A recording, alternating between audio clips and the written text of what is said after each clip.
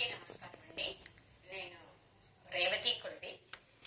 కొంతకాలంగా కథలతో మీ ముందుకు వస్తున్నా. నేను ఈరోజు మళ్ళీ ఒక కథతో వస్తున్నాను. దానికన్నా ముందు మీరందరూ ఎలా ఉన్నారు? చాలా రోజులైంది మిమ్మల్ని పలకరించి. అలాగే నా ఛానల్ని కూడా మీరు లైక్ చేసి, షేర్ చేసి, సబ్స్క్రైబ్ చేస్తారని ఆశిస్తున్నాను. కథ పేరు వచ్చి భర్త పైశాచికత్వం. నవీన్, సంజ కొత్తగా పెళ్ళైన జంట. సంజ అత్తారింట్లో కొత్తగా అడుగుపెట్టింది. కొంతకాలం భార్యాభర్త బాగానే ఉన్నారు. ఆ తర్వాత నవీన్ భార్యను వదిలేసి ఎక్కడో తిరిగి తిరిగి రాత్రి ఇంటికి చేరుకునేవాడు.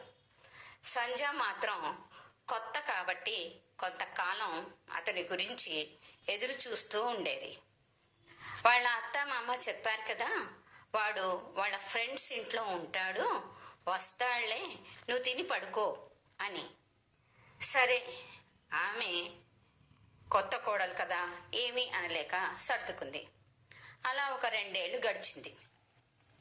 నవీన్ భార్యను అమ్మ నాన్న దగ్గర వదిలేసి ఉద్యోగం ఉందని చెబుతూ రోడ్ల మీద తిరుగుతూ నేను జాబుకి వెళ్ళొచ్చానని తల్లిదండ్రులకు అబద్ధం చెప్తూ, భార్యకి అబద్ధం చెప్తూ, ఇంట్లో జీతం అడిగితే వాళ్ళు ఇవ్వలేదని అబద్ధం చెప్తూ, అందరినీ నమ్మిస్తూ అలాగే ఉన్నాడు.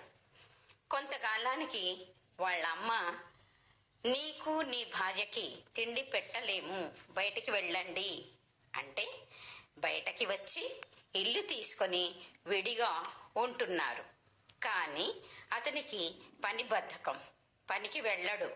బయట అంతా తిరిగి తిరిగి ఉద్యోగానికి వెళ్ళాను, వాళ్ళు నాకు జీతం ఇవ్వలేదు అని అబద్ధాలు చెప్తూ బతికాడు. తన భర్త గురించి తెలుసుకున్న ఆమె ఏదో ఒక చిన్న ఉద్యోగం చూసుకుని తను సంపాదించుకుంటూ పిల్లలకి పెడుతూ ఉంది. కొంతకాలానికి అతనికి కాస్త మంచి సంపాదన ఉండే ఉద్యోగం వచ్చింది. అది వాళ్ళకి బాగా తెలిసిన వాళ్ళ దగ్గర నుంచి. అయితే వాళ్ళు కాస్త తెలిసిన వాళ్ళు కాబట్టి అతనికి మర్యాద ఇచ్చి ఉద్యోగంలో పెట్టుకున్నారు. నెల తిరిగేటప్పటికి నిజంగానే డబ్బులు వస్తున్నాయి. అతనికి ఇష్టమైన ఉద్యోగం కాబట్టి ఆయన కూడా చేస్తున్నాడు.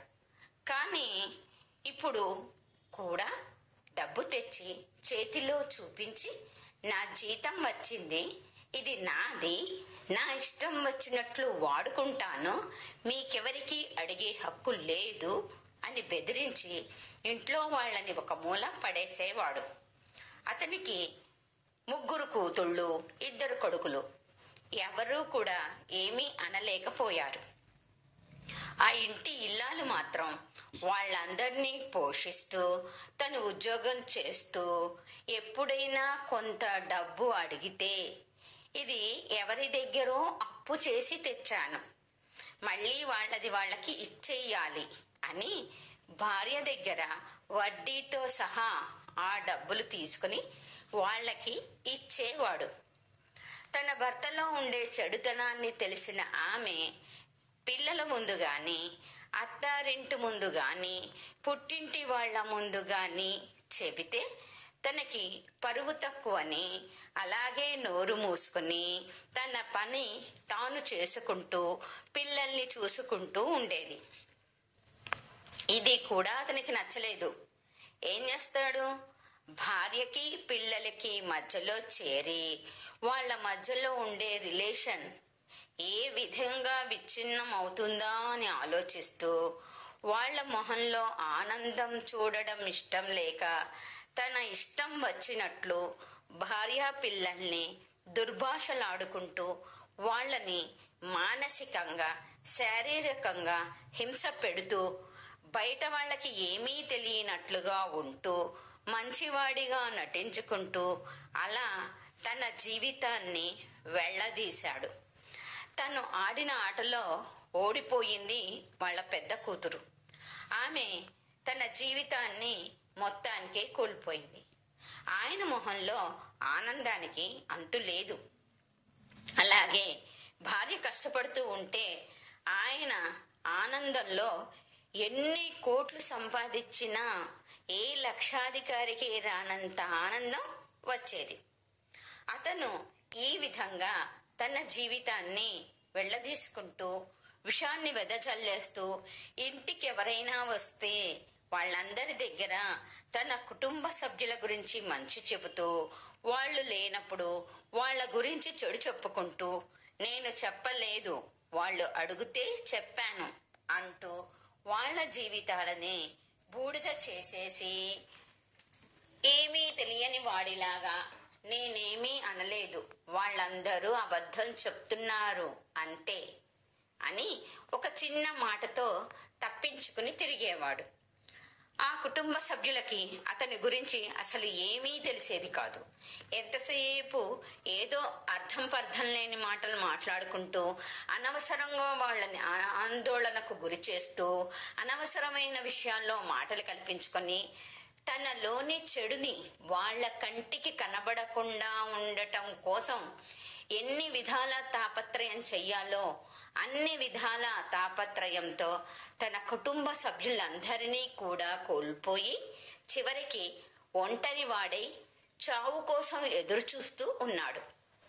తెలుసు కదా, ఎంతటి బలిష్టమైన పామైనా చలిచీమల చేత చిక్కి చావదా అన్నది ఎంత నిజమో ఆ విధంగా ఎవరికో చెడు చెయ్యాలనుకుంటే తన మీదకే వచ్చింది. ఇప్పుడు ఏం చెయ్యాలో తెలియక జీవచ్చన్లా గతి గచ్చంతరం లేక బతికి ఉన్నాడు. అంతేకాని అతను బతికిన చచ్చిన వాడితో సమానం. అందుకే దీపం ఉండగానే ఇల్లు చక్క పెట్టుకోవాలి అంటారు మన వాళ్ళు ఉన్నప్పుడు, నాన్న అని వచ్చినప్పుడు, ఏమండి అని వచ్చినప్పుడు భార్య పిల్లల్ని దగ్గర తీసుకుని వాళ్లతో తన సమయాన్ని వెచ్చించుంటే వాళ్ళు మిగులుతారు.